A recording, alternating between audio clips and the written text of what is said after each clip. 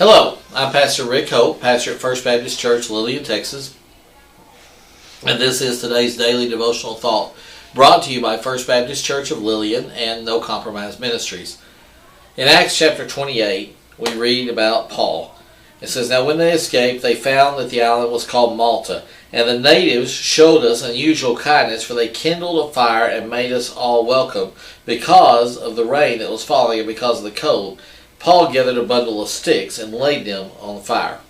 Now, we've been talking at our church for months, with a few breaks in between, about the book of Acts, and specifically about Paul's journey. And Paul had it in his heart for a long time to go to Rome. That's where he wanted to go. He wanted to go and preach the gospel in Rome.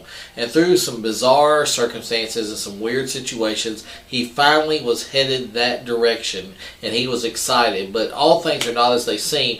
Along the way, he gets shipwrecked, and he gets landed in an island called Malta.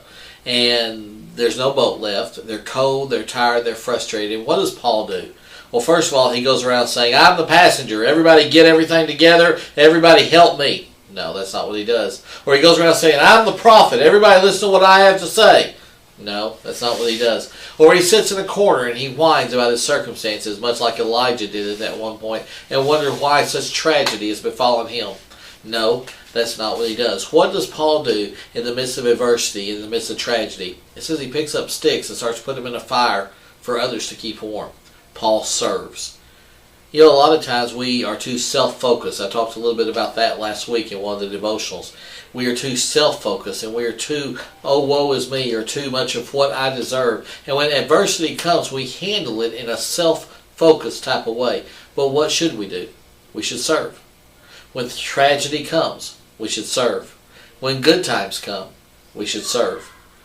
When all else fails, we should serve.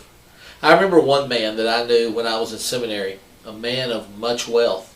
One day I was riding his pickup truck with him, and he asked me if I was ready to go to school. I told him I wasn't sure. I didn't know if I was going to have the money. He pulled over on the side of the road and wrote me a check. In times of prosperity, he served. I knew another person who, in the midst of everything, had lost her husband and was really hurting. And what did she do? She spent that time trying to make sure that there were those there who heard the gospel of Jesus Christ. In times of tragedy, she served. What about you? The true test of a Christian is what they'll do under duress, and what they'll do in times of prosperity. And in all things, we should serve.